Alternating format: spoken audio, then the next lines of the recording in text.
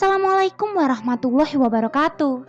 Hai Sobat Horor, kali ini aku bakal ngelanjutin cerita dari Friendly Frost yang berjudul Tumbal Tabrak Lari.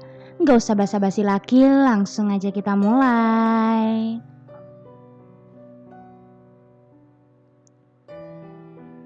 Sudah lebih dari 2 minggu Koko terbaring di rumah sakit tanpa sadar. Dokter belum bisa membuatnya kembali seperti semula. Om Priyo yang kini duduk di ruang tunggu tidak bisa apa-apa selain pasrah dengan kondisi anaknya. Ada kabar baik, Om. Yatno yang baru duduk di sebelahnya bertanya. Om Priyo tidak menyangka akan dijenguk oleh keponakannya.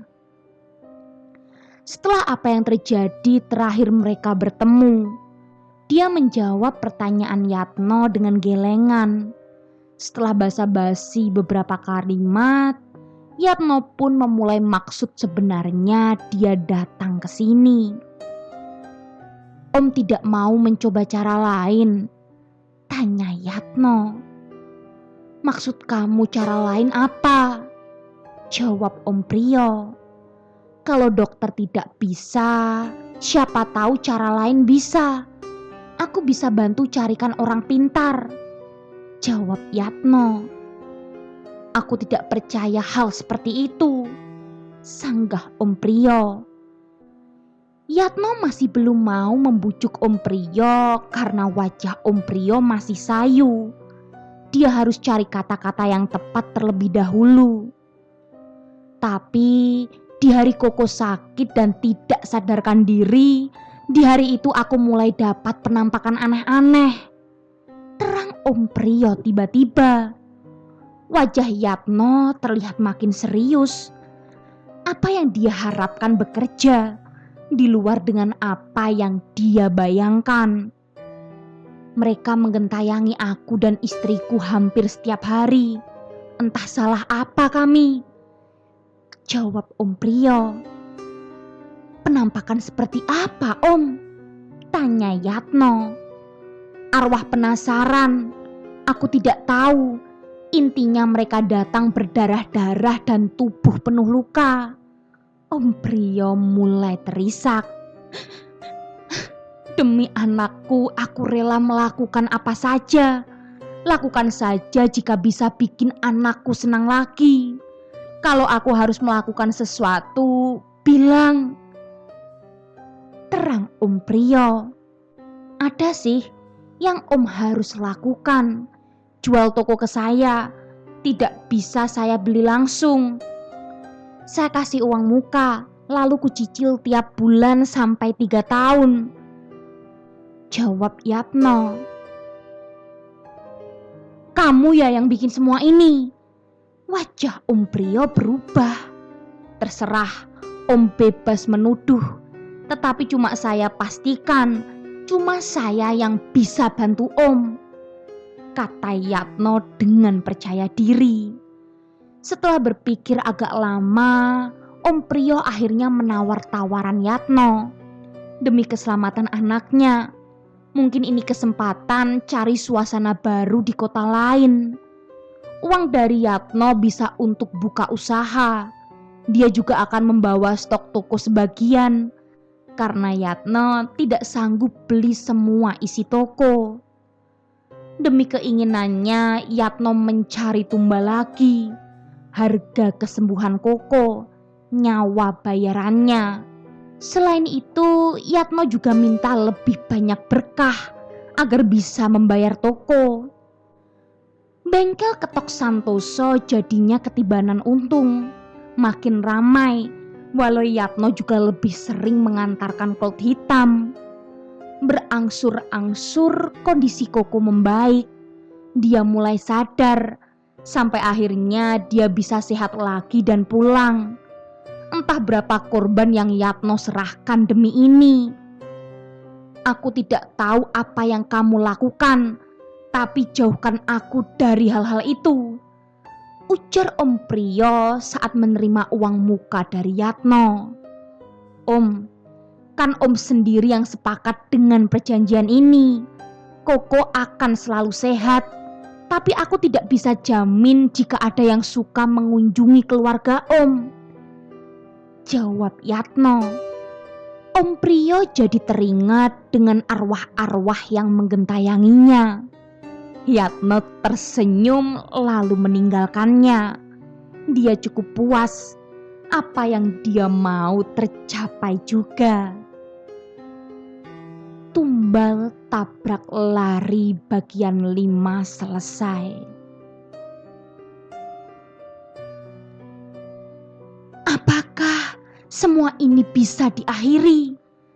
Tanya Yatno dengan penuh gusar. Neraka kan tidak ada habisnya. Kalau neraka itu ada di dunia, apa mereka menuntut untuk berakhir juga?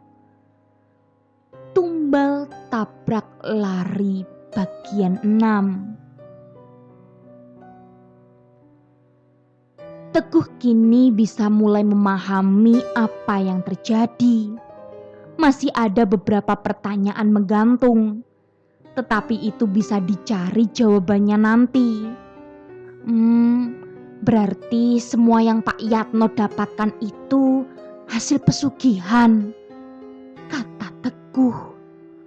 Bisa dibilang begitu, balas Pak Santoso. Nasib Om Prio bagaimana? Tanya Teguh lagi. Aku tidak tahu banyak. Yatno tidak pernah bercerita tentangnya setelah omnya pergi. Yah, Yatno juga tidak pernah bicara lagi sih denganku. Pak Santoso menghirup kopi pesanannya. Lalu dia berkata, kamu harusnya cari cara keluar dari lingkaran iblis ini. Kamu mau begini terus? Tanya Pak Santoso. Teguh tidak bisa menjawab. Jika pesugihan di stop, dia harus cari uang cepat dari mana lagi. Sebentar, tadi Pak Yatno sebut nama Ki... Ujar Teguh dengan penasaran. Ki Astana, jawab Pak Santoso. Itu siapa, Pak? Tanya Teguh. Hanya dia yang tahu, mungkin tuannya. Sekarang tahu kan nama toko dapat dari mana? Jawab Pak Santoso. Toko Astana Karya. Teguh baru ngeh. Aku tidak tahu, Pak, harus bagaimana. Aku baru ikut hal seperti ini sekali ini saja. Itu juga karena kepepet. Memang bagaimana menghentikannya? Dan kenapa bukan Bapak saja yang stop? Jawab Teguh.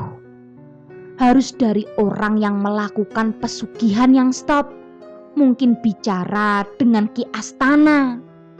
Jawab Pak Santoso. Teguh diam. Sebenarnya dia agak ragu untuk menghentikan semua ini. Walau dia merasa amat bersalah, tetapi uangnya sangat dia butuhkan. Hanya saja dia juga bertanya ke dirinya sendiri, apakah harus dengan darah? Teguh lalu pamit. Setelah melakukan beberapa pekerjaan, dia lalu membawa pikap putih yang biasa digunakan untuk operasional untuk dibawa ke toko. Hari sudah mulai gelap. Dia berpikir apakah hari ini dia akan lembur lagi atau tidak. Saat Teguh sendirian membawa mobil, dia merasakan hal yang aneh. Entah kenapa kok mobil terasa bertambah bebannya di bak pickup. Teguh menoleh ke belakang. Dia melihat di situ ada yang duduk di bak, seperti penuh. Tidak jelas sosoknya, gelap. Mereka semua tertunduk. Teguh kaget. Mobil ini bukan mobil yang terkutuk. Bukan Colt hitam. Tetapi kok ada yang menghantui. Teguh lalu meminggirkan mobil. Dia menoleh ke belakang. Mereka masih ada. Dia lalu turun Dan di jalan sepi ini hanya ada 1 atau 2 motor yang lewat. Dan mungkin mereka tidak melihat sekumpulan hantu di bak. Teguh menatap kaku sosok-sosok itu. Mereka semua tertunduk. Tapi salah satu sosoknya dikenal Teguh. Anak kecil yang selalu menghantuinya. Anak kecil dengan kepala pecah dan otak kelihatan. Dan anak itu yang duduk membelakangi, memalingkan wajah dan menatap ke arah Teguh. "Mas, kenapa kok berhenti?" Seseorang menegur Teguh. Jalanan sepi. Siapapun yang minggir dengan lampu menyala tentu bikin orang tergerak berhenti dan bertanya ada apa. "Oh, tidak, hanya mau cek mobil," ujar Teguh. Dia melihat ke bak dan tidak ada siapa-siapa di sana. Hanya ada barang-barang pesanan toko. Sampai di toko, dia melihat Pak Yatno masih ada. Dia ingin bertanya tentang semua ini, tetapi dia sungkan. Maka dia memilih untuk diam. Dia masih terbayang sosok-sosok ngeri di bak mobil. Tetapi kenapa dia kok dihantui mereka? Teguh masih belum mendapatkan jawabannya.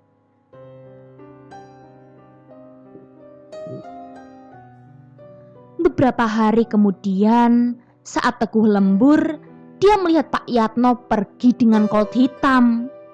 Dia lalu berpikir, ini pasti cari tumbal. Teguh pun mengambil motornya dan mengikuti dari jauh.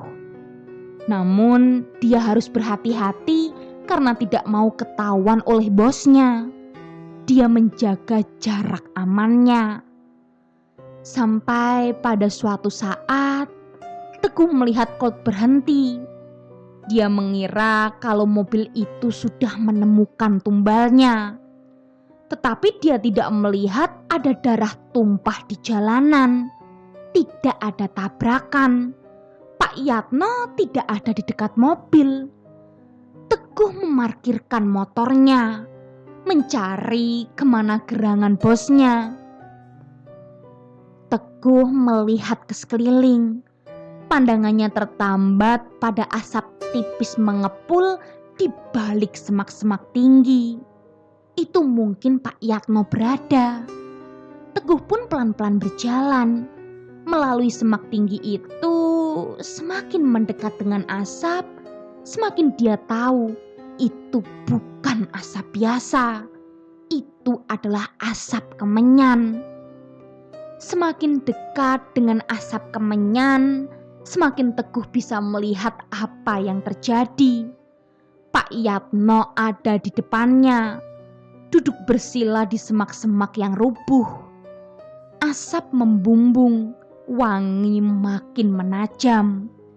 Di sini Teguh terpekur melihat satu sosok besar di depan Pak Yatno. Sosok itu duduk membelakanginya. Sosok hitam besar itu 2 kali ukuran manusia. Berambut kusam panjang menutupi punggungnya. Kulitnya hitam pekat seperti arang dan tampaknya berbulu. Sulit melihatnya di kegelapan ini. Teguh kaget. Belum pernah melihat makhluk sebesar dan semengerikan ini.